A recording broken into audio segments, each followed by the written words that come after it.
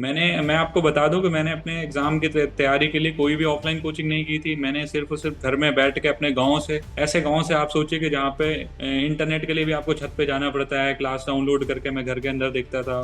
कम मेहनत कर रहा हूँ, और सबसे मेन चीज ईमानदारी से मेहनत कर रहा हूँ। हम अपनी मम्मी पापा को दिखाने के लिए या बाहर सोशल मीडिया पे दिखाने के लिए मेहनत ना करें। उसको जॉब मिल रही हो, मिलने के बाद उससे छीन ली जा रही है सर, वो सबसे हम्म। मतलब आप कह सकते हैं सबसे मतलब दुख की बात उसके लिए होती है। आप सब एस्पिरेंट्स को लगता है कि एक एग्जाम क्रैक हो जाए तो बहुत है, लाइफ सेट हो जाएगी। कुछ लोग थोड़ा बड़ा सोचते हैं, दो एग्जाम निकल जाएं तो दो में से एक चूज कर लूंगा। कुछ थोड़ा और आगे निकलते हैं, और कुछ लोग इस रेस में यहां तक पहुंच जाते हैं कि वो लिटरली एग्जाम क्रैक करने की मशीन बन जाते हैं। नमस्कार, हॉलीवुड प्लेटफॉर्म पे आप सभी का हार्दिक स्वागत है। और आज रूबरू होंगे एक ऐसी मजेदार शख्सियत से जिनसे मैंने पहले भी एक बार मुलाकात की है, बातचीत की है, कहीं किसी और बहुत सालों पहले। तो ये एक फुल सर्कल कंप्लीट हो गया है। वहां उन्होंने एग्जाम निकालना एक तरह से शुरू किया था तब, और आज इतने सालों बाद मेरी उनसे पुनः मुलाकात हुई है, बातचीत करने का अवसर प्राप्त हुआ है। और बेहतरीन जो है, उनसे कुछ क्षणों की बातचीत के बाद ही मुझे समझ में आ गया कि भाई इस इंसान ने ठान लिया है। और आज इनके सामने कोई भी एग्जाम आता है तो मुझे नहीं लगता ये उस कदर नर्वस होते हैं जिस कदर कोई नौसिखिया होता है। तो बहुत मजेदार तरीके से आज बातचीत करेंगे। हमारे साथ है ओमांशु त्रिपाठी। बहुत बहुत स्वागत है आपका हॉलीवुड प्लेटफॉर्म पे ओमांशु। नमस्ते सर, धन्यवाद सर, नमस्कार। नमस्ते। थैंक यू सो मच, अपना टाइम देने के लिए बहुत बहुत थैंक यू। इस समय आपको बता दूं, ओमांशु जो है अपने ऑफिस में ही बैठ करके जो है हमारे साथ कुछ देर, कुछ क्षण उन्होंने हमें दिए हैं। तो थैंक यू सो मच ओमांशु। आप, मैं शुरू करूं इससे पहले थोड़ा बहुत आप अपने बारे में बताइए, आप कहाँ से बिलोंग करते हैं, और अपनी स्कूलिंग कैसे करी है, कहाँ से करी है, और कॉलेज में क्या डिग्री आपने ली है। फिर हम आगे बातचीत स्टार्ट करेंगे। सबसे मेरा नाम उमांशु त्रिपाठी है। मैं उत्तर प्रदेश के रायबरेली डिस्ट्रिक्ट से बिलोंग करता हूँ। मैंने जो अपनी प्राइमरी स्कूलिंग है वो अपने होम डिस्ट्रिक्ट से की थी, और साथ में ग्रेजुएशन मैंने बैचलर ऑफ आर्ट्स यानी बीए परस्यू किया था। और उसके साथ में मैंने ट्वेल्थ के बाद ही मैंने डिफेंस एग्जाम्स की प्रिपरेशन स्टार्ट कर दी थी, जिसमें मैंने पहले जो जूनियर लेवल के एग्जाम ट्वेल्थ लेवल के होते हैं जैसे एनडीए और एयरफोर्स एक्सवाई ग्रुप नेवी, ये देना स्टार्ट किया था। हम्म। इसमें स्टार्टिंग में कुछ एग्जाम्स में मुझे सफलता मिली, कभी नहीं मिली, फिर हम्म। मैंने और भी तैयारी जारी रखी। फिर बाद में एक टाइम ऐसा आया कि जब मेरा एयरफोर्स एक्सवाई ग्रुप में सिलेक्शन हुआ, लेकिन बाद में अनफॉर्चुनेटली मैं ट्रेनिंग पे नहीं जा पाया, फाइनल नहीं हो पाया या गवर्नमेंट ने कैंसिल कर दिया। देन हम्म। फिर उसके बाद मैंने एसएससी की तरफ मूव किया। मैं आपको बता दूं कि मैंने अपने एग्जाम की तैयारी के लिए कोई भी ऑफलाइन कोचिंग नहीं की थी। मैंने सिर्फ और सिर्फ घर में बैठ के अपने गांव से, ऐसे गांव से आप सोचिए कि जहाँ पे इंटरनेट के लिए भी आपको छत पे जाना पड़ता है, क्लास डाउनलोड करके मैं घर के अंदर देखता था। मेरा हम्म। गांव एकदम, मैं गांव से पढ़ाई किया हूँ, तो इसके लिए मैंने वहाँ पे अपनी प्रिपरेशन स्टार्ट की फुल फ्लेज में। 2022 में दोबारा से स्टार्ट की, डिफेंस के बाद मैंने एसएससी एग्जाम की। तो हम्म। एसएससी एग्जाम की जब मैंने प्रिपरेशन स्टार्ट की, तो सबसे पहले मेरा एग्जाम एमटीएस दिया, मैंने सीएचएसएल दिया, हम्म।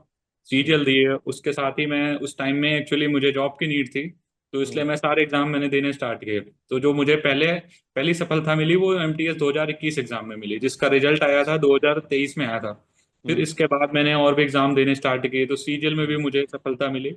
अभी हम्म। मैं 3 टाइम मैंने सीजीएल निकाला है। सबसे पहले मैं सीजीएल 2022 से मुझे पोस्टल असिस्टेंट मिला था।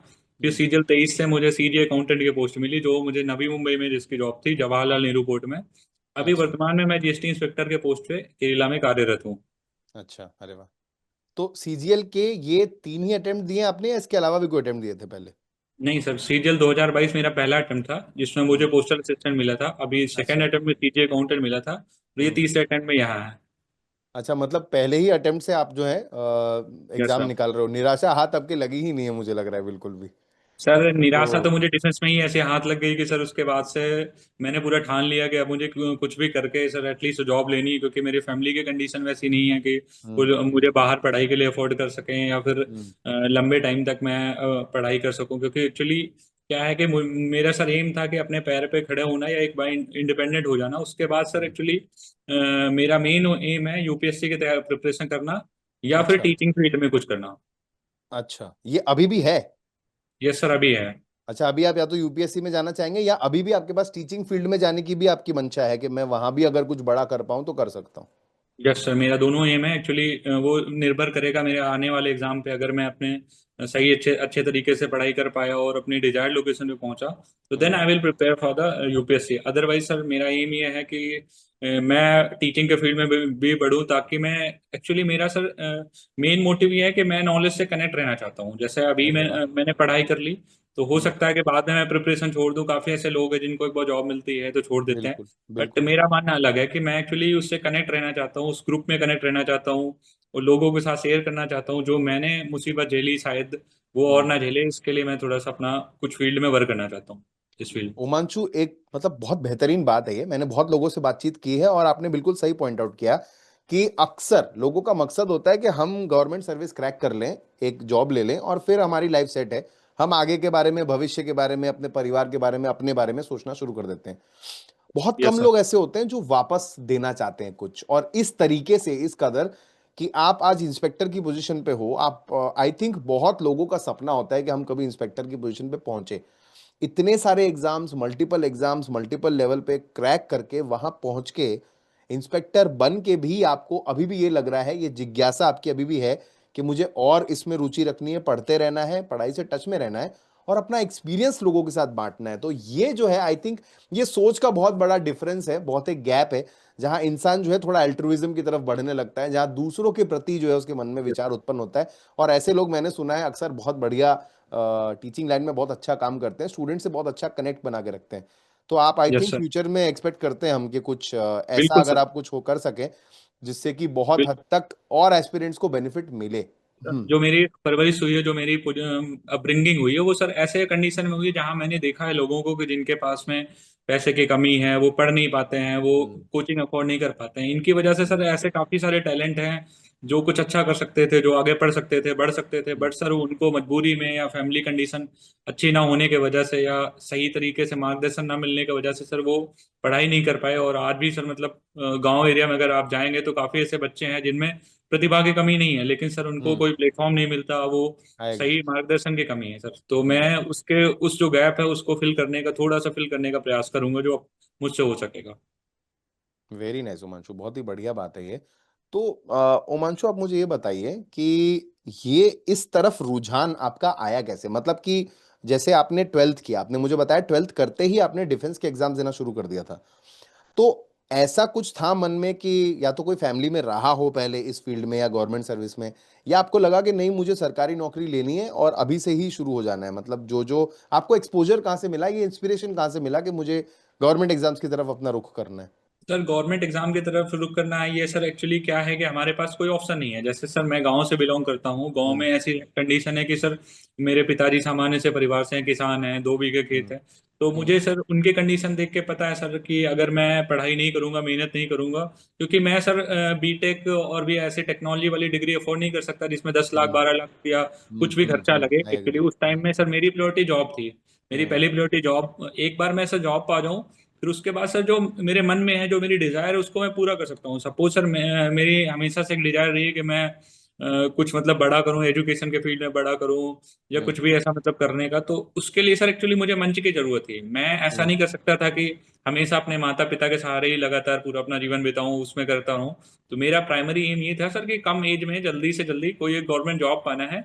जॉब पाने, गवर्नमेंट जॉब सर क्यों पाना है, इसका मेन कारण ये है इसका जो प्राइवेट जॉब है और गवर्नमेंट जॉब है, इनमें सैलरी के अलावा बाकी सारे डिफरेंस भी होता है। जैसे सपोज सर हम्म। मैं अभी गवर्नमेंट जॉब में हूँ, तो हम्म। 8 घंटे मेरी ड्यूटी हो गई, उसके बाद घर गया तो सर कोई भी एक नौ सिंगल कॉल नहीं आएगी, कुछ भी नहीं आएगा। आप अपना टाइम फैमिली को दे सकते हो, जो आप एक्टिविटी परस्यू करना चाहते हो वो दे सकते हो। तो हम्म। मेरा मेन एम यही था कि गवर्नमेंट जॉब एक रिलैक्स जॉब रहेगी, आराम से हमें टाइम मिलेगा, हम्म। डिसेंट अमाउंट में मनी मिलेगा, जिससे मैं अपने फैमिली का भी सब कुछ गुजारा कर सकता हूँ, खुद के लिए भी आगे जो मैंने सोचा है उसमें भी हेल्प हो सकती है। तो ये सर मेरा एम था। ओवरऑल लाइफ बैलेंस रहेगी इसमें। वेरी नाइस, तो आई थिंक उसकी तरफ आप बहुत अच्छे से बढ़ रहे हो आगे, ओमांशु, वेरी लवली। पेरेंट्स तो बहुत खुश होंगे, आई एम वेरी श्योर, जब आपने पहली सफलता सुनाई होगी, और अभी तक भी जो, आई थिंक अब तो उनको आदत सी हो गई कि हाँ तो बच्चा एग्जाम देगा तो पास, टॉप ही करने वाला है ये लड़का, तो कुछ इसमें कोई दो सर राय बिल्कुल नहीं सर, है। अभी तो आदत ही हो गई। और सर ऐसा है कि अभी सर पहले बार जो मैंने पहला रिजल्ट मेरा आया था हम्म। MTS 2021 का, हम्म। वो जब मैंने बताया था तो मेरे मम्मी पापा या मेरे बाबा जी जो हैं जिनके एज 85 ईयर्स है, कोई सोया नहीं था रात भर, सब लोग मतलब खुशी के आंसू रो रहे थे। लेकिन अभी सर जो सीजल 24 में मेरा रिजल्ट हुआ, बताया तो कोई रिएक्शन ही नहीं है सर, ऐसा लग रहा है कि डेली का काम है। तो अब सर ऐसा हाँ, हो तो गया। अब आपने आदत ही एक वो बिगाड़ तो दी है उन सर। लोग की, अब तो उल्टा नहीं होगा तो उनको घबराहट हो जाएगी कि अरे ये क्या हो गया। तो उनको पहले से ही पता होता है, रिजल्ट आने से पहले वो वाली नर्वसनेस भी मुझे नहीं लगता इतनी होती होगी अब तो। हाँ सर, वैसा ही होता है, क्योंकि सर मैं अपनी तैयारी में मैं खुद भी वैसा करता हूँ कि ताकि मुझे भी ऐसा ना लगे सर। ओवर कॉन्फिडेंस भी नहीं रहना चाहिए, मतलब आई मेरा एग्री। मानना यह है कि ऐसा नहीं है आपने 2 बार एग्जाम निकाला तो फिर उसमें आप ओवर कॉन्फिडेंट हो गए कि नहीं अब ये हम्म तो मुझसे हो ही जाएगा। आपका मेन थिंग है कि आप अपने का मेहनत कर रहे हो, और सबसे मेन चीज ईमानदारी से मेहनत कर रहे हो। हम अपनी मम्मी पापा को दिखाने के लिए या बाहर सोशल मीडिया पे दिखाने के लिए मेहनत ना करें। बाकी अपनी ईमानदारी से अपने लिए करोगे आप खुद को, मतलब अगर पता होना चाहिए मेरे पढ़ाई का मेहनत करने का क्या एम है, मैं क्या करना हम्म चाहता हूँ। Not hmm just for showing other people, we should work hmm for our self and hmm अपने इंट्यूशन के हिसाब से काम करना चाहिए। करेक्ट। तो यहां से ना एक चीज मैं आपसे पूछना चाहता हूं, जो हमने शुरुआत में बातचीत जहां शुरू की थी, आपने बताया जी। कि ट्वेल्थ के बाद आपने जो है डिफेंस के एग्जाम्स दिए और वहां पे कुछ जगहों पे कुछ ऐसी असफलताएं आपको प्राप्त हुई जिन्होंने आपको जीवन का एक सबक दे दिया कि इसके बाद अब मुझे दोबारा जो है हार नहीं माननी है, रुकना नहीं है। ये मैं आपको बताऊं, अगर ये तो सब आई थिंक कॉमन ग्राउंड है, आप सब भी जो देख रहे होगे आप लोग अग्री करते होगे कि यस आप सर। सबकी लाइफ में ये मोमेंट आया है जहां पे आप रॉक बॉटम पे पहुंच गए हो, मतलब एकदम डाउन आ गए हो और अब आपको लग रहा है कि वापस लौटना नामुमकिन के बराबर सा है। ऐसी स्थिति से अपने आप पे विश्वास रखते हुए अपने आप को बाहर कैसे आपने निकाला और फिर ट्रैक पर डाल के एकदम मतलब सक्सेस की सीढ़ियां कैसे चढ़नी शुरू करी? तो वो जो सर ट्रांजिशन है उस पे थोड़ा सा आप एक बार लाइट डालिए कि क्या आया था सर उस समय मन में और कैसे उसको ठीक किया आपने। सर एक्चुअली वो पीरियड जो था मेरी लाइफ का सबसे टफेस्ट पीरियड था, जिस टाइम में सर आप सोचिए कि किसी एक व्यक्ति को जिसको जॉब नहीं मिल रही है, हम्म उसके लाइफ में तो प्रॉब्लम रहेगी, लेकिन जिसको जॉब मिल रही है और मिलने के बाद उससे छीन ली जा रही है सर, वो सबसे हम्म मतलब आप कह सकते हैं सबसे मतलब दुख की बात उसके लिए होती है। तो सर मेरे साथ हम्म भी सेम हुआ था, जब मेरा एयरफोर्स XY ग्रुप जो 2019 एग्जाम हुआ था हम्म उसके पेपर भी डिले होते गए सर कोविड की वजह से। उसके बाद मैंने फिजिकल दिया, मेडिकल दिया सर, उसमें फाइनल मेरिट लिस्ट आ गई। मेरिट हम्म लिस्ट आने के बाद सर 1 साल तक मैंने जस्ट ज्वाइनिंग के लिए इंतजार किया। केवल मैं ही नहीं था, मेरे ग्रुप में मेरे काफी सारे फ्रेंड्स थे।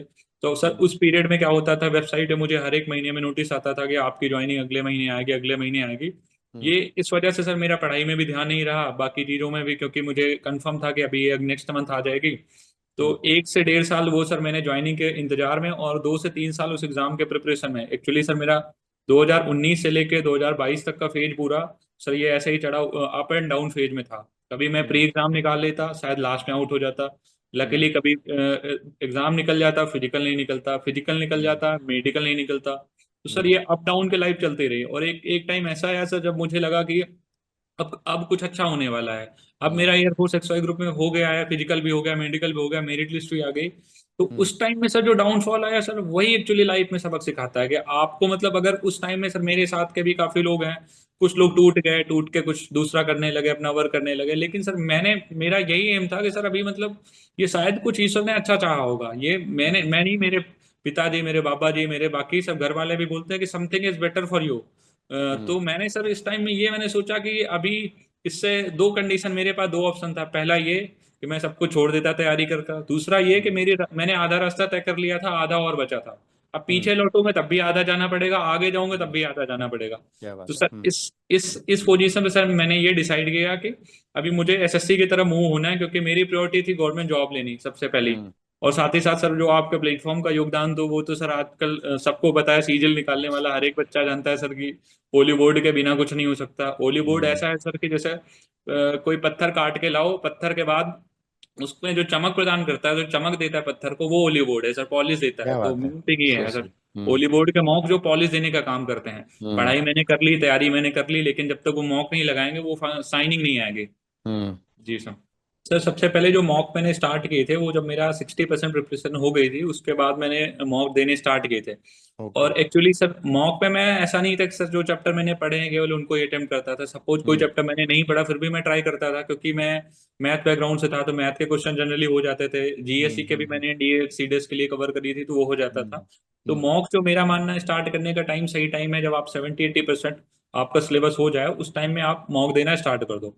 और ठीक है। दूसरी बात जो आपने पूछी सर कि एनालिसिस कैसे करें, मॉक का हम्म एनालिसिस मॉक देने से भी ज्यादा इंपॉर्टेंट है। Mock correct. दे के अगर आप सर डेली मॉक लगा रहे हो, एक मॉक उसको कुछ भी एनालिसिस नहीं कर रहे हो, तो कुछ भी आउटपुट नहीं होने वाला सर। सपोज हम्म मैंने मैथ का कोई चैप्टर है उसको पढ़ा ही नहीं, तो वो मैं 10 बार भी उसको लगाऊंगा तो हमेशा मेरे से गलत होगा। तो सबसे करेक्ट। पहली चीज है सर मॉक का एनालिसिस करना। मेरा जो मानना है सर, मॉक एनालिसिस के लिए आप दो तरीके कर सकते हो। सबसे पहला, हम्म कि मैथ और रीजनिंग के लिए आप कोई एक नोट्स बना सकते हो मॉक के, जिसमें जो जो क्वेश्चन गलत हुए हैं उनको मार्क कर सकते हो। और ठीक है। इंग्लिश और जीके के लिए जो मेरा मानना है कि सर, ओली बोर्ड जैसे ऐप में मैं मॉक लगाता हूँ, तो उसमें एक सेव करने का ऑप्शन रहता है, स्टार मार्क करने का ऑप्शन रहता है। हम्म। स्टार मार्क कर करके आपको जब दोबारा फिर से आप कोई दूसरा मॉक लगाने जाओ, तो उसके पहले जितने मॉक आपने लगाए हैं उनको, उनमें जो जो क्वेश्चन गलत हुए हैं उनको एक बार चेक कर लो। और दूसरी चीज अच्छा। सर, जो जो ज्यादातर लोग मिस्टेक करते हैं कि जैसे जो क्वेश्चन उनके सही हो गए, जैसे सपोज मैंने इंग्लिश का कोई क्वेश्चन लगाया सर, वो हम्म। मुझे नहीं आता था लेकिन मैंने उसको सही कर लिया, तो सही करने के बाद मेरे मन में ये आता है कि नहीं, ये तो मुझे पता था, तो मैं उसका हम्म। एनालिसिस नहीं देखूंगा, और वही हम्म। गलत हो गया तो फिर मैं उसको बोलूँ, उसमें मैं मतलब बोलूंगा अगर ये तो गलत हो गया, सिली मिस्टेक है। हम्म। एक्चुअली कभी कभी मुझसे ऐसे हम लोग ऐसे क्वेश्चन भी जीके में सही कर देते हैं जो मुझे एक्चुअली नहीं आता था, उसके हाँ, बारे में करेक्ट। पता नहीं है। तो अगर हम्म। वो सही हो गया तो ज्यादातर लोग उसको स्किप कर देते हैं, हो हम्म। सकता है अगले बार में उसको सेम क्वेश्चन दिखे वो सही ना कर पाए। तो हम्म। मेन थिंग ये है कि आप क्वेश्चन सही किए हो गलत किए हो, एक बार एनालिसिस देखो, हो सकता है आपने कुछ लेंदी मेथड लगाया हो मैथ में, जो एनालिसिस में सॉल्यूशन दिया गया है वो शॉर्ट मेथड है। शॉर्टर हो। दूसरा, हम्म। हाँ, दूसरा चीज ये है कि सर जो उसका परसेंटाइल है और इन चीजों पे भी ध्यान देना चाहिए, हमें अपने मार्क्स पे नहीं ज्यादा देखना चाहिए आपका परसेंटाइल कैसे आ रहा है और आपके प्रिपरेशन की स्टेज क्या है। सपोज हम्म। आपने फुल प्रूफ प्रिपरेशन कर ली है, तो उसमें अगर हम्म। आपके परसेंटाइल 90 प्लस आ रही है, एक डिसेंट स्कोर माना जाएगा सर, ये मेरा हम्म। मानना है। ये बहुत अच्छी बात बोली आपने उमांशु। मैंने ये देखा है कि काफी बार जो फाउंडेशन के भी स्टूडेंट्स होते हैं, जो शुरुआत भी कर रहे होते हैं, वो क्या करते हैं, मॉक जब नया नया एक्सपोजर मिलता है तो आप लोग ये करते हो कि फटाफट जैसे कोर्स खत्म किया, मॉक देना शुरू किया, और पहले ही मॉक को आप अपने फाइनल एग्जाम की तरह ट्रीट करने लग जाते हो। सर इसमें तो मेरे मार्क्स ही नहीं आ रहे, अब मैं यस सर। डिमोटिवेट हो गया, मेरी पढ़ाई ठीक से नहीं हुई। ऐसा नहीं होगा। Mock yes. भी स्टेप बाय स्टेप आगे बढ़ोगे आप। और प्राइमरी में शुरुआत में मॉक्स का मेजर पर्पस होता है सिर्फ ये आपको बताना, ये आइडेंटिफाई करने में हेल्प करना कि आपकी गलती कहाँ है, कमी कहाँ है, ताकि आप उसमें काम करो और फाइनल एग्जाम तक उसको तैयार कर लो। सिर्फ मॉक के स्कोर्स की वजह से मोटिवेट या डिमोटिवेट नहीं होना चाहिए, ऐसा मुझे लगता है। तो ये भी बिल्कुल बहुत सर, बिल्कुल सही कह रहे हैं करेक्ट, राइट। तो बहुत बढ़िया बात आपने बताई हिमांशु। ब्रीफ में सर। मुझे इस बात फटाफट में भी बताओ। दो हाँ। फैक्ट हैं सर, जो हम्म। अभी आपने बोले इसमें भी दो फैक्ट हैं। कुछ लोग हम्म। सर इसको ज्यादा ही मतलब वो ले लेते हैं कि मार्क्स के स्कोर, मॉक के स्कोर पे नहीं डिपेंड करना चाहिए। कुछ लोग सोचते हैं कि अरे मेरे कम आ रहे हैं तो फिर मैं पेपर में फोड़ दूंगा, तो सर बाद में वो ओवर कॉन्फिडेंस भी हो जाते हैं काफी नहीं लोग। नहीं, हाँ, मतलब मॉक ये देना स्टेज भी वाइज नहीं है। करना चाहिए स्टेज जी। वाइज है कि इनिशियली आप मॉक के स्कोर्स पे मत गौर करो। ग्रेजुअली जैसे जैसे एग्जाम के पास जाते जा रहे हो, वैसे वैसे स्कोर जरूरी होता जाएगा। अगर आपका फाइनल एग्जाम है और उससे पहले मॉक में आपकी परसेंटाइल मान लो 70-80 आ रही है, फिर तो बहुत मुश्किल स्थिति में हो आप। यस लेकिन सर। अगर आप शुरुआत कर रहे हो मॉक देने की, और अगर उस समय आपकी स्थिति खराब है, तो वो इंप्रूव हो सकती है। तो उस समय स्कोर से डिमोटिवेटेड मत फील किया करो। इज व्हाट द आइडिया है। सो इसको, इसके ना मॉक की इंपॉर्टेंस हर बार चेंज होती है। पहले सिर्फ आप ये समझो कि कमी कहाँ है, उसको सुधारो। और टुवर्ड्स द एंड जब आप जा रहे हो 20 मॉक लगाने, अगर 19वें मॉक पे पहुंच गए हो, फिर आपके लिए स्कोर मायने रखता है कि हाँ, टॉप लास्ट के 5 मॉक के मेरे स्कोर इंपॉर्टेंट है मेरे लिए। तो ऐसे यस अगर सर। स्टूडेंट्स करते हैं तो आई थिंक बेटर रिजल्ट आएगा। और डीमोटिवेट होने के कारण ढूंढिए आप कि आप क्यों डीमोटिवेट होते हो। उन कारणों पे अटैक करना शुरू करो, उनको एलिमिनेट करना शुरू कर दो, क्योंकि अदरवाइज बार बार आप अपनी मेहनत करके ऊपर आओगे, बार बार ग्राफ खराब होगा, बार बार नीचे उतर जाओगे। और इस प्रिपरेशन में एक लिमिट के बाद कंटेंट आपकी हेल्प नहीं कर सकता, क्वेश्चंस की आपकी हेल्प नहीं कर सकते, मैंने यहां तक कि देखा है प्रैक्टिस भी आपकी हेल्प नहीं कर सकता। सारा खेल माइंडसेट का हो जाता है। अगर माइंडसेट ठीक है, पॉजिटिव है, तो आप एस करने लग जाओगे। माइंडसेट खराब है तो एग्जाम वाले दिन आपके मॉक में बहुत बढ़िया नंबर आ रहे होंगे, पर एग्जाम वाले दिन कुछ ऐसा हो जाता है कि सारा कुछ हाथ से निकल जाता है। तो इसीलिए कई बार ना हमारी मेहनत डायरेक्शनल होनी बहुत जरूरी है, कि हमने पढ़ाई कर ली, कंटेंट पढ़ लिया, स्कोर ले लिया, रिवीजन कर लिया। अब हमें जो है मेंटली भी स्ट्रांग रहना है कि एग्जाम वाले दिन नर्वसनेस में इतनी खराब ना हो जाए हालात के बंटा धार और हो सर जाए। मुझे जो मेरा जो मानना है कि सर जो नर्वसनेस होती है एग्जाम में, वो कहीं ना कहीं सर हमारे प्रिपरेशन को दिखाती है। या तो हम लोगों ने मॉक नहीं लगाए, या मैंने उस इन्वायरमेंट में एग्जाम देने की कभी उस मेरी आदत नहीं है। या करेक्ट, दूसरा ये करेक्ट। चीज है कि मैं पैनिक को सही ढंग से मतलब उसको कवर अप नहीं कर सकता, यही राइट, मेरा मैटर है। कहीं ना कहीं राइट। सब प्रिपरेशन से है। अगर आपको क्वेश्चन आ रहा है तो आप हो सकता है एक क्वेश्चन दो क्वेश्चन में नर्वस फील करेंगे, आप हम्म। उसको स्किप करके जैसे बढ़ेंगे, तो सर आप जब हैबिचुअल हो जाएंगे तो आप फिर मतलब मुझे नहीं लगता प्रॉब्लम होगी, अगर आपका नॉलेज स्ट्रांग है तो। एग्जैक्टली, एग्जैक्टली, बिल्कुल सही बात है उमांशु, बिल्कुल ठीक बात है। अब जैसे मेरी बातचीत आपसे हुई, आपने मुझे बताया लगभग एसएससी का हर एग्जाम आपने क्रैक कर लिया है। एमटीएस निकाल लिया है आपने, सीपीओ निकाल लिया है, सीएचएसएल निकाल लिया है, सीजीएल निकाल लिया है। तो इन एग्जाम्स में भी और साथ में डिफेंस के एग्जाम्स में भी कोई एक बेसिक ढांचा होगा चारों सब्जेक्ट्स का, जो आपने पहले प्रिपेयर किया होगा। उसके बाद आपने एग्जाम स्पेसिफिक चीजें करी होंगी। तो उस बेसिक स्ट्रक्चर पे एक बार फोकस डालिए कि चारों सब्जेक्ट को कैसे कवर किया आपने, इसमें से आपका फेवरेट कौन सा था, और अगर कोई दुविधा आई किसी सब्जेक्ट में तो उसको कैसे ओवरकम किया। सर सबसे पहले बेसिक चीज ये होता है कि जैसे आप इंग्लिश को अगर लेंगे तो आपको हम्म। इंग्लिश में सबसे पहले पार्ट्स ऑफ स्पीच का नॉलेज होना चाहिए। हम्म। पार्ट्स ऑफ स्पीच का ना, क्योंकि वोकैब होता है सर, वोकैब टाइम के साथ में आता है, आपको उसके लिए प्रैक्टिस करनी पड़ेगी, आपको हम्म। डेली डेली कुछ ना कुछ याद करना पड़ेगा। बेसिक हम्म। चीज इंग्लिश में जैसे ये होता है कि आप किसी भी कोई भी बुक या कहीं किसी भी टीचर से एक बार आप पहले, सबसे पहले आप ग्रामर पढ़ लें। आप अगर अच्छे से आप ग्रामर पढ़ ले रहे हैं तो उसके बाद क्या होगा कि आपकी एक्चुअली समझ बढ़ जाएगी। सपोज हम्म। कंप्रेंशन होता है, कभी कभी हम समझ ही नहीं पाते हैं कहना क्या चाहता है। तो हम्म। इंग्लिश के लिए ये मेरा रहा कि सबसे पहले आप बेसिक कंप्लीट कर लीजिए कहीं से भी। बेसिक इन द सेंस आपको ग्रामर आनी चाहिए अच्छे से, नरेशन आना चाहिए, टेंस आना चाहिए, जो हम्म। शायद मुझे लगता है 12th स्टैंडर्ड तक लोगों को बेसिक क्लियर होती है, जो मतलब जिन्होंने इंग्लिश से पढ़ा हुआ होता है। इंग्लिश से पढ़ा होता है। हाँ, और दूसरा साइंस के लिए सर, साइंस के लिए आप मुझे लगता है 9th और 10th के साइंस के अगर आप बुक अच्छे से पढ़ ले रहे हो, या फिर कोई भी मतलब आप रेफरेंस बुक फॉलो कर ले रहे हो, उसके साथ एक बार टीचर से आप बेसिक बेसिक फिजिक्स का नॉलेज आपको होना चाहिए, बेसिक केमिस्ट्री हम्म। का, बेसिक बायोलॉजी का। तो हम्म। साइंस बेसिक आनी चाहिए आपको। उसके अलावा पॉलिटी, हिस्ट्री, ज्योग्राफी, इनका नॉलेज बेसिक होना चाहिए। हम्म। इसके बाद में सर जो बाकी चीजें हम बात करते हैं, स्टैटिक जीके की बात करते हैं, करंट अफेयर की बात करते हैं, वो टाइमली सर होता रहता है। पहले बेसिक हम्म। चीजें अगर आपको पता होंगी, बेसिक यही होता है। जीके में बेसिक ये है, इंग्लिश में बेसिक ग्रामर है। मैथ में हम्म। अगर हम बेसिक की बात करें तो मैथ में भी कुछ ऐसा जो अपना सिलेबस दिया हुआ है, उन सिलेबस का आपको कंसेप्चुअल नॉलेज होना चाहिए। अगर आपको करेक्ट। सिलेबस का हर एक चीज किसी भी टीचर से कहीं से भी आप अच्छे से उसको कंसेप्ट कंसेप्ट की क्लैरिटी है, आपने एक बार पढ़ लिया है, उसका एक नोट्स बना लीजिए आप। नोट्स जैसे हम्म। बनाने के बाद उसको क्या करना है, आपको रिवाइज करना है। तो हम्म। बेसिक चीजें यही है मैथ में। और दूसरा ये सर, रीजनिंग में क्या है, रीजनिंग में सर सबसे पहले आपको सिलेबस कंप्लीट करना है। सिलेबस कंप्लीट हम्म। मतलब आप पहले देख लीजिए क्या क्या चैप्टर में है, उसको एक हम्म। बार आप पढ़ लेंगे तो रीजनिंग में हम्म। मुझे लगता है दोबारा प्रैक्टिस की जरूरत होती है, कोई करेक्ट। प्रैक्टिस या मॉक के लगाने की। हम्म। और हम्म। मैथ की रही बात सर, मैथ में क्या होता है कि आप जैसे एक बार अगर आपने पढ़ लिया है, कंप्लीट कर लिया, उसके साथ में एडवांस मैथ ऐसी होती है सर जो मतलब आपको वीकली या फिर 2 3 4 दिन में एक बार, एक ना एक बार उसको देखना रहेगा, क्योंकि उसमें हम्म। फॉर्मूले या कंसेप्ट होते हैं जो हम्म। यूजुअली लोग भूल जाते हैं।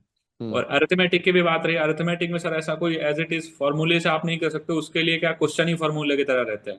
हम्म। और सर मेरे फेवरेट सब्जेक्ट की बात रही तो सर मेरा फेवरेट सब्जेक्ट जो था वो यूजुअली मैथ ही था सर। मैथ ही हम्म। मुझे सही लग रहा था, क्योंकि मैंने डिफेंस भी मैथ ही पढ़ा था। करेक्ट। और जो प्रॉब्लम मुझे आई सर, एक्चुअली प्रॉब्लम मुझे थोड़ी सी इंग्लिश में आई थी। हम्म। और इसके अलावा बाकी तो सब्जेक्ट में ऐसे कोई प्रॉब्लम आई नहीं, क्योंकि मेरा सर यूजुअली बेस काफी स्ट्रांग था, मेरा 10th 12th बढ़िया था, सब कुछ हम्म। बढ़िया था। तो डिफेंस की तैयारी में भी मैंने एटलीस्ट बेसिक चीजें पढ़ी हुई थी, इंग्लिश का भी नॉलेज हम्म। बेसिक था।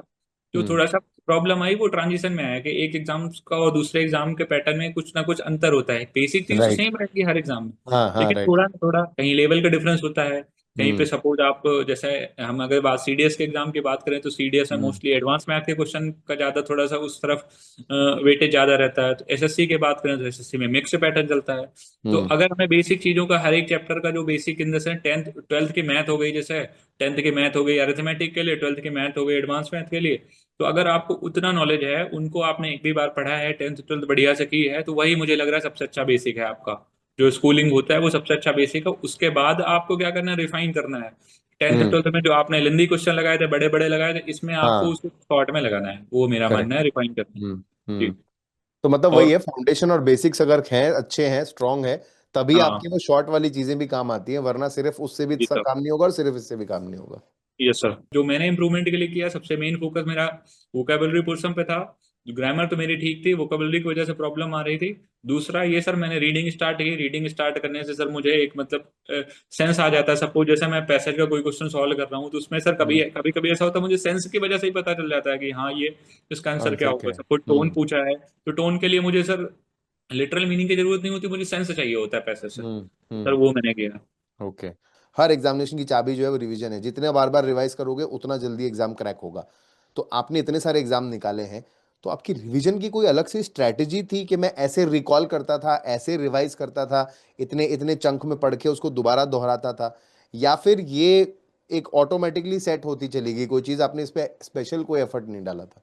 सर एक जो सबसे मेन की पॉइंट है मैंने सर जो फॉलो किया वो शायद मैं बता शेयर करना चाहता हूँ। जैसे सर रही हम्म। बात इंग्लिश की, इंग्लिश में अगर आपके पास वो कैब के बुक है सपोज, तो आप हम्म। क्या करते हैं उसमें 1,000 one word substitution, 800 one word substitution दिए हैं। तो हम्म। आप जैसे पहली बार आपने पढ़ लिया, सेकंड टाइम आप फिर से पढ़ते हो तो फिर क्या है, आपके पास टाइम ज्यादा लग जाता है, तो आपके पास उतना हम्म। टाइम नहीं होता। तो सर जो मैंने इसमें स्टार्ट किया स्ट्रेटजी, एक क्या करना, मैंने पॉइंट आउट करने लगा, मैं स्टार्ट करने लगा। तो हम्म। पहली बार में सपोज मैंने 800 वन वर्ड सब्स्टिट्यूशन पढ़े, उसमें से 100 हम्म। नहीं है, तो 100 को मैंने पॉइंट आउट किया। मीनिंग मैंने ठीक है। सबकी देखी, पढ़ा मैंने सब, लेकिन जो मुझे एकदम इजी लग रहे हैं उनको मैंने छोड़ के, जो एग्जाम के पॉइंट ऑफ व्यू से इंपॉर्टेंट लग रहे हैं या मैं हम्म। मुझे कोई प्रॉब्लम हो रही है, उनको पहली बार में मैंने मार किया। तो जब मैं हम्म। सेकंड स्टेज में रिवीजन में करने लगा तो मैं केवल उनको 100 वर्ड को देखा। तो हम्म। सपोज 800 वर्ड देखने में मुझे 80 मिनट लग रहा है, तो 100 वर्ड देखने में मुझे 10 मिनट का टाइम लगा। करेक्ट। तो हम्म। उसके साथ ही सर सेकंड थर्ड स्टेज में मैंने ये किया कि उन 100 वर्ड्स में भी कुछ मतलब पॉइंट आउट कर लिए कि 50 करना है। तो हम्म। इस तरीके से मैंने इंग्लिश वोकैब के लिए किया। जीएसटी के लिए सर जो मेरी स्ट्रेटजी थी वो दो तरह की थी। वैसे हम्म। पहली बार मैंने एक बार सिलेबस कंप्लीट कर लिया, रिवीजन हम्म। करने के टाइम में जो मेरा नोट्स होता था या फिर कोई नोट्स टाइप की जो बुक होती है वो मैंने बुक हम्म। प्रेफर किया एक्चुअली। तो बुक हम्म। से मैं रिवीजन करने के साथ साथ, जैसे आज मैंने कोई चीज रिवीजन कर ली, उसके हम्म। बाद मैं 3 दिन बाद उसका चैप्टर वाइज मॉक लगा के देखता था, हम्म। या उससे रिलेटेड प्रीवियस ईयर क्वेश्चन करके देखता था। तब मुझे हम्म। एक्चुअली में पता चलता था कि नहीं मैंने रिवीजन सही से किया है कि नहीं। तो सपोज हम्म। जैसे मैंने एक बार जीके का कोई चैप्टर मॉडर्न हिस्ट्री का रिवीजन कर लिया, मॉडर्न हिस्ट्री पूरी रिवीजन कर ली, फिर मैं हम्म। जब उसके मॉक लगा रहा हूँ उसमें मैंने 50 क्वेश्चन लगाए, 50 में हो हम्म। सकता है मेरे 10 क्वेश्चन गलत हों। तो जो हम्म। 10 क्वेश्चन गलत होंगे फिर मेरा उन पे फिर से फोकस आएगा कि अच्छा मैंने इस वजह से गलत किया। तो उसको मैं राइट। रेक्टिफाई करता था। सेम मैंने मैथ में भी किया। मैथ में हम्म। जैसे मैं अलजेब्रा एक बार पढ़ लिया हूँ, दोबारा मैं सर क्या करता था, उसके कंसेप्ट या फॉर्मूले जो भी हैं इंपॉर्टेंट टाइप्स, कितने टाइप के क्वेश्चन आते हैं, उन टाइप्स हम्म। को मैंने कवर अप किया, हर टाइप के क्वेश्चन लगाए। उसको ठीक है। लगाने के बाद जस्ट नाउ मैंने मॉक नहीं अटेम्प्ट किया, क्योंकि मुझे पता है सर हम्म। अगर मैं अभी मॉडर्न हिस्ट्री पढ़ूंगा तुरंत मॉक लगाऊंगा तो सही हो जाएंगे। फिर मैंने 2 दिन हाँ का वेट करेक्ट। किया, 2 दिन के बाद हम्म। फिर मैंने ओके। मॉक दिया। तो उसमें हम्म। जो कमी महसूस होती है सर, जैसे कहा नहीं जाता सर, अगर एक बार मुझे कोई गलती बता रहा है हो सकता है वो गलती मुझसे रिपीट हो जाए, लेकिन जब दोबारा कोई बताता है तो उस पर ध्यान जाता है। तो सेम हम्म। मैंने वही किया कि जैसे फिर से मैंने 30-40 क्वेश्चन लगाए, उसमें 2-3 गलत हुए या 5-6 हम्म। गलत हुए। तो जो गलत क्वेश्चन है उन पे मेरा एक्स्ट्रा फोकस गया, पहली बार में तो हम्म। मैंने किया। सेकंड हम्म। टाइम में मुझे ये समझ में आ गया कि मेरी वीकनेस कहाँ है, फर्स्ट टाइम में करेक्ट। रिवीजन में मुझे वीकनेस नहीं पता चली। हम्म। तो ये हम्म। मैंने सर स्ट्रेटजी अपनाई थी। और साथ के साथ सर मैंने रीजनिंग में भी ध्यान दिया था। रीजनिंग में भी कुछ कभी कभी होता है अनयूजुअल टाइप के क्वेश्चन आ जाते हैं, जैसे क्लॉक हम्म। कैलेंडर के क्वेश्चन जो हम्म। जनरली इसी में नहीं आते, हो सकता हम्म। है वो आ जाए। तो हम्म। उनके लिए भी मैंने थोड़ा ध्यान दिया। उसके साथ में स्टेटमेंट, एजम्पशन, आर्गुमेंट, इन पे मैंने काम किया, वेरियस सोर्सेस हम्म। से कलेक्ट किए क्वेश्चंस, उनको सॉल्व हम्म। किया। उसके साथ ही साथ मैं टीचर का ओपिनियन भी देखे कि इस क्वेश्चन को करने में टीचर क्या ओपिनियन देता है। हम्म। सपोज कोई मैथ का क्वेश्चन है उसको करने में मुझे ज्यादा टाइम लग रहा है, मैंने उस हम्म। पर टीचर का भी ओपिनियन जाना कि मतलब वो कैसे कर रहे हैं। क्योंकि हम्म। नॉलेज सर कहीं से भी शॉर्टकट मेथड में मुझे मिल रहा है, हो सकता है मैं जो लगा रहा हूँ वो आंसर तो आ जा रहा है लेकिन लंबा प्रोसेस है, तो कोई शॉर्टकट मिल रहा है तो वो गेन करना चाहिए, मेरा मानना है। तो सर यही धीरे धीरे इवॉल्व होना चाहिए आपको, मतलब आपको रिजिड नहीं रहना चाहिए। जैसे सपोज कोई और अच्छा कर रहा है उसकी चीजें वेरी सीखनी नाइस, चाहिए, वेरी कोई ट्रू। आपका दोस्त हम्म। है वो आप सीख लो बढ़िया चीजें। तो ये सर हम्म। मेरा मानना है।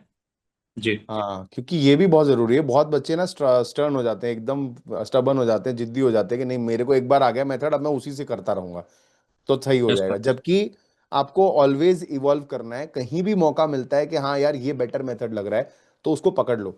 कई बार ये भी होता है कि जिस टीचर को आप फॉलो कर रहे हो, कई बार होता है, हमेशा नहीं, बट कई बार होता है कि कुछ मेथड कहीं आप मॉक में देख लेते हो या कहीं किसी और का पढ़ाया हुआ देख लेते हो, तो वो उनसे कुछ बेटर चीज बता रहे हैं, तो विथ ऑल ड्यू रिस्पेक्ट आप उधर भी स्विच कर सकते हो, प्रोवाइडेड आप टाइम का गेज भी रखो कि भाई अगर इस मेथड पे स्विच करने से मेरे 5-6 सेकंड बच रहे हैं एक सवाल पे तो वो मेरे लिए यूजफुल है। तो यस इससे सर। कांस्टेंट एवोल्यूशन होगी। और जैसा उमांशु ने बताया कि आपका ग्राफ ऊपर की तरफ बढ़ना चाहिए। अगर आपने आज तैयारी शुरू की है तो 1 साल भर बाद, 6 महीने बाद आपका ग्राफ ऊपर है, मतलब बेटर होना चाहिए। एक स्टेबिलिटी पे नहीं आना है कि बस हो गई अब तैयारी, अब तो सब हो गया, अब मुझे एग्जाम क्रैक करना है। ये ऑलवेज इंप्रूविंग स्टेट में होगा, तभी पॉसिबल है कि आप कांस्टेंट एवोल्यूशन के साथ एग्जाम्स क्रैक करोगे। तो यस सर। उमांशु, बहुत बढ़िया लगा आपसे बातचीत करके। इनफैक्ट मतलब ऐसा लग रहा है कि आप जो है एग्जाम क्रैक करने के ज्ञान का भंडार हो इस समय, और मैं जितना आपसे ज्ञान ले सकूं और बच्चों को दे सकूं उतना कम है। बट जाने से पहले बस एक बार कोई एक फाइनल मैसेज, कोई एक चीज जो आप स्टूडेंट्स को बताना चाहते हैं। जैसा आपने शुरुआत में कहा था कि आप एक एजुकेशन प्लेटफॉर्म में इसलिए आना चाहेंगे, इसलिए जुड़ना चाहेंगे क्योंकि आप स्टूडेंट्स को छोटा नहीं फील कराना चाहते हो सिलेक्शन लेके, आप ये फील कराना चाहते हो कि अगर मैंने कर लिया तो आप भी कर सकते हो। तो ऐसा कोई पावरफुल मैसेज जो आप देना चाहो स्टूडेंट्स को जाने से पहले। सर सबसे पावरफुल मैसेज ये है कि मेरा स्टूडेंट्स को यही है कि सर आप मतलब ऐसा मत सोचो कि जो जिस कंडीशन में मैं हूँ दूसरा मेरे से बेटर है। आप अपने को सबके बराबर लेके चलो, और दूसरा ये करो कि खुद पे विश्वास रखो। अगर आपके अंदर कॉन्फिडेंस है कि आप कर सकते हो, then you can do it. You should have confidence कि आप कर सकते हो। तो सर मेरा मैसेज यही है कि अपने पे विश्वास रखो और लगातार पढ़ाई करो। Thank you Manshu, thank you so much. बहुत ही बढ़िया बात आपने कही है और आपसे बातचीत करके जेन्युइनली बहुत अच्छा लगा। थैंक यू सो मच कि आपने थैंक यू सर, इतना टाइम धन्यवाद, हमें मुझे भी अपने बढ़िया लगा। स्केड्यूल में से दिया। एंड आपसे पुनः मुलाकात करने की मेरी इच्छा है। बहुत जल्दी हम लोग ऐसा कुछ स्केड्यूल करेंगे। अगर आपके पास टाइम हो तो हमें बातचीत करने का मौका दीजिएगा। बाकी स्टूडेंट्स, आप लोगों ने देखा उमांशु ने कैसे अपनी बहुत ही क्रिस्टल क्लियर क्रिस्प स्ट्रैटेजी आप लोगों के साथ शेयर की है। ये वेग बातें नहीं की है। कमेंट बॉक्स में डालिए तुरंत से कि आपको ये वीडियो कैसी लगी और आप और क्या जानना चाहेंगे उमांशु से, ताकि हम फ्यूचर में कभी कोलैबोरेट करें तो आपको उन क्वेश्चंस का आंसर दे पाएंगे। सेशन को शेयर कर दीजिए प्लेटफॉर्म पे और तुरंत लाइक कर दीजिए। और ऑलिवुड प्लेटफॉर्म पे अगर नए हैं तो सब्सक्राइब कर लीजिए। बहुत बहुत धन्यवाद हमारे साथ यहाँ तक बने रहने के लिए। बाय बाय, नमस्कार, जय हिंद। नमस्कार सर, थैंक यू।